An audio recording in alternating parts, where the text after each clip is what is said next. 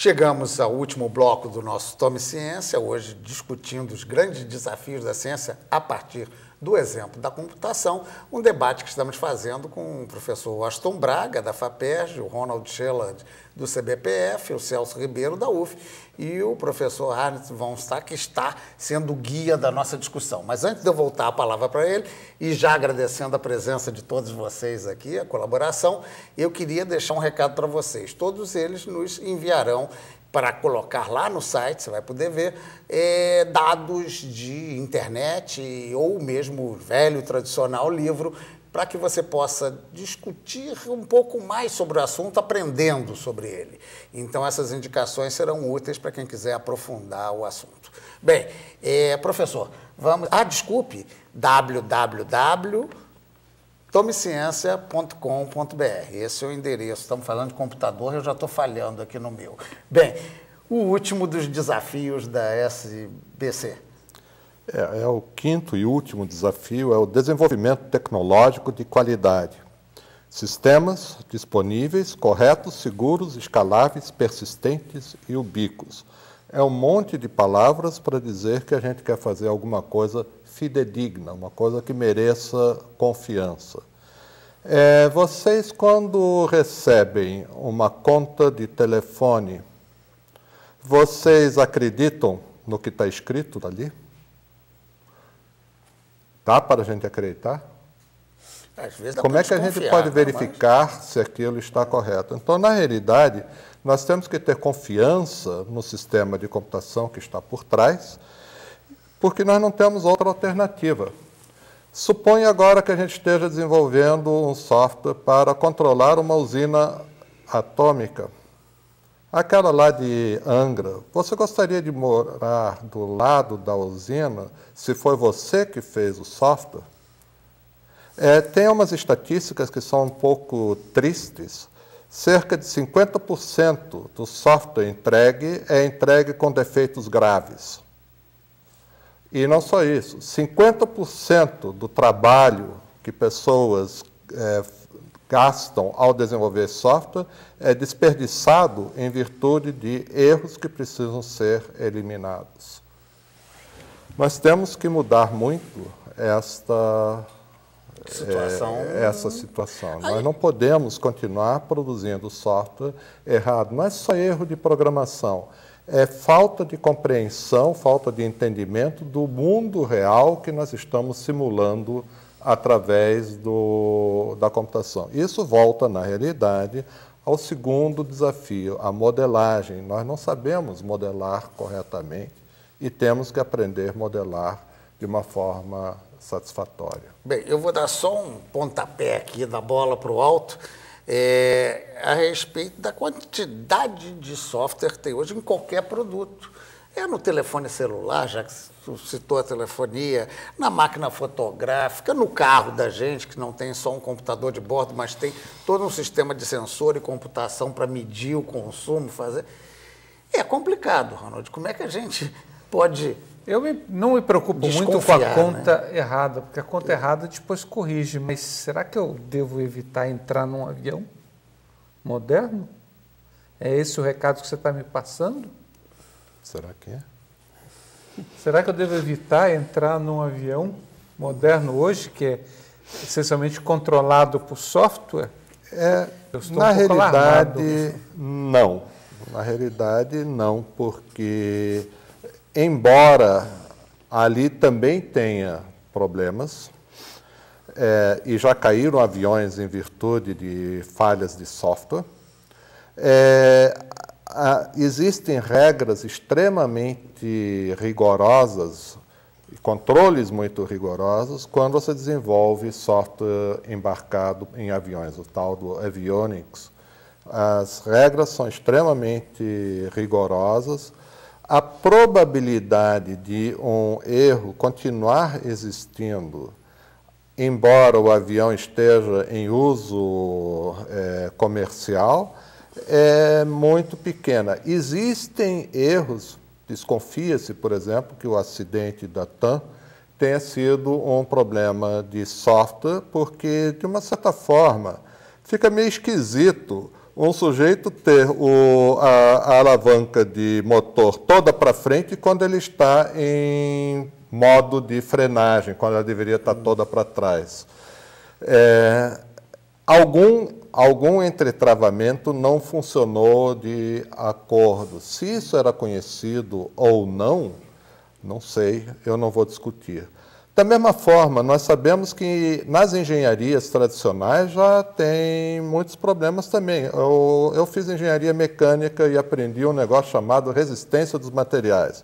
O livro de resistência dos materiais tem uma ponte pêncil na capa, que está sendo, no momento em que ela está sendo levada pelo vento. Então tem um carrinho voando assim, jogado para cima, o outro já caindo dentro do mar e a ponte se desfazendo. Ou seja, nós aprendemos com os erros. E o pessoal de computação também aprende com seus erros. O Celso está pedindo ali uma parte para salvar o avião ou para direcionar a gente para que caminho, Celso? Eu acho que é por aí mesmo, sabe? Porque para que o avião não caia, para que a ponte também não caia, a gente tem que ter investimentos muito grandes em pesquisa.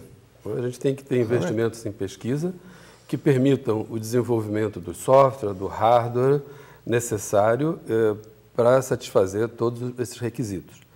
Então, eu acho que é importante comentar também aqui o que existe em termos de esforço de financiamento de pesquisa, né, dentro dessa área. Eu queria comentar 2 ou 3 exemplos. Então, em princípio, em 2007, no final de 2007, o CNPq lançou um primeiro edital voltado para problemas referentes a esses 5 grandes desafios. Então, foram um grande número de projetos de pesquisa que foram aprovados, né, voltados já para esses grandes desafios. Uma outra coisa muito importante, bem recente, é a criação dos institutos do CNPq. Então, o CNPq fez um grande investimento, né, para criar institutos que congregassem pesquisadores de diferentes instituições, diferentes universidades, para que se unificassem, que trabalhassem junto, congregassem esforços em determinadas linhas.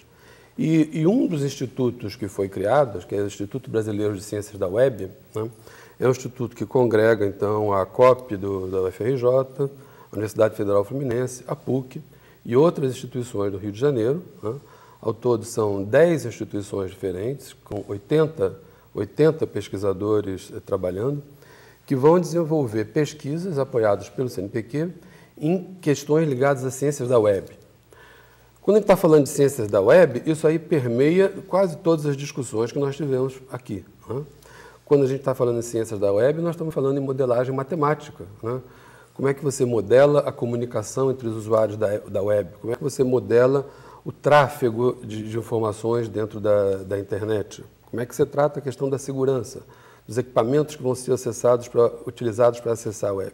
Então, esse é um projeto muito grande, são 3 milhões de reais, né, ao longo de 3 anos, é um projeto importante, né, que está sendo financiado pelo CNPq, foi iniciado esse projeto agora no mês passado. E só um último ponto que eu queria comentar também, é que quando a gente fala em grandes desafios também, e na aplicação, ciência aplicada, tecnologia, indústria, a gente não pode esquecer da ciência básica. Tá? Eu tenho certeza que isso é uma coisa que o Scheller deve pensar nisso também, né, da importância que a gente tem de apoiar a ciência básica. Não é só a questão da gente apoiar as ciências da web, ou as ciências aplicadas, ou uma determinada parte da engenharia, mas apoiar toda a ciência básica, toda a pesquisa que está por trás disso. Então, dentro dessas ciências da web, ou dentro das ciências que estão envolvidas nesses cinco grandes desafios, existe toda uma questão de ciência básica, da matemática, da física, né, da questão de materiais por trás disso. Né, e essas questões são importantes e as organizações de apoio à pesquisa do Brasil, o CNPq em especial, têm que continuar investindo nisso, porque é isso que permite alavancar o resto da pesquisa aplicada. Então, é importante lembrar que temos que financiar a pesquisa aplicada, temos que financiar o desenvolvimento, mas não podemos deixar de desenvolver a pesquisa básica, que ela é fundamental. Né? E isso o CNPq tem cumprido isso, por exemplo. Me parece que o Celso inaugurou já o caráter propositivo final, nós já vamos nos aproximar do final, vamos tentar aqui com o Washington, com o Ronaldo, quem quer começar primeiro aqui, Eu queria só pegar um gancho no que disse o Celso, que é o aspecto que eu acho que ele é importante, ele está chamando a atenção para o papel da ciência básica. Na verdade, é toda a cadeia do conhecimento, mas eu gostaria de chamar a atenção disso para um outro lado, quer dizer, que é a necessidade de você trabalhar as várias ciências, tem que trabalhar coletivamente. Se a gente quer dar um salto no Brasil, a gente tem que aprender a trabalhar junto. A gente tem ainda no Brasil um pouco uma certa mentalidade corporativa. Mas, por exemplo, você está falando de ciências da web. A web foi inventada no CERN. Era exatamente o trabalho de físicos junto com o pessoal de engenharia e de computação é que deu origem ao www, que engendrou todo essa coisa fantástica. Na verdade, os objetivos deles eram bem mais limitados, né? O que eu acho que fundamental é a gente talvez levar um nível muito mais elaborado esse diálogo entre as diferentes áreas. Quer dizer, eu, às vezes, para fazer o meu tipo de pesquisa, olhando lá os buracos negros, essas coisas, eu preciso da colaboração até de biólogos. Você vai dizer por quê? Porque eu uso lá algum determinado tipo de detetor que precisa de água e que não pode crescer alga na... A cadeia do conhecimento ela é muito complexa e é isso que a gente tem que sempre prestar atenção. E estimular esse entrelaçamento das diferentes áreas. Né? Gosto. Bom, eu concordo com todas as colocações, mas eu preciso, uma questão de consciência, voltar a um ponto que eu acho que é crucial nessa questão. Década de 70, Edmar Baixa criou um nome para o Brasil, a famosa Belíndia, né, que seria a mistura da Bélgica com a Índia. Eu acredito hoje que todo país do mundo tem uma Belíndia. Os países mais desenvolvidos são mais Bélgica, menos Índia e os menos, o inverso. O que eu acho que no Brasil, a ciência sendo desenvolvida nas universidades, centros de pesquisa, instituições de pesquisa, tem sido muito bem patrocinada, apoiada pelos órgãos como o Celso colocou, MCT, CNPq, eles têm tido um papel fundamental nisso, né? Agora, me falta, tenho um sentimento de falta da transformação dessa sociedade, que é o que de fato nós queremos um outro Brasil e não este. É importante que haja um investimento maciço na educação.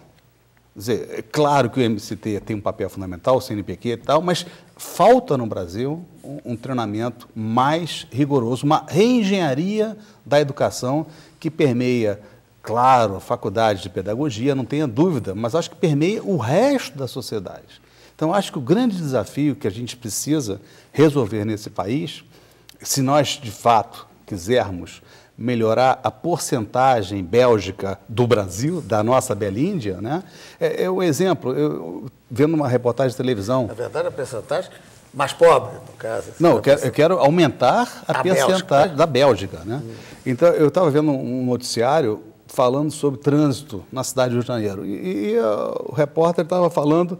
Aqui nessa região onde ele estava, o fluxo de 15 mil veículos. Aí eu pensei, gente, isso pode ser um problema ou não, porque se eu estou lidando com 15 mil veículos por ano, não é problema algum. Quer dizer, o que faltou no repórter, eu acho que é uma informação de que é importante o volume de automóveis passando numa determinada, em 15 minutos e meia hora. Quer dizer, se vem na televisão uma informação desse nível, para mim significa... Embora eu não estou falando de pobreza, mas é a falta de conhecimento da pessoa que está vendendo uma informação. Eu acho que esse é o problema no Brasil.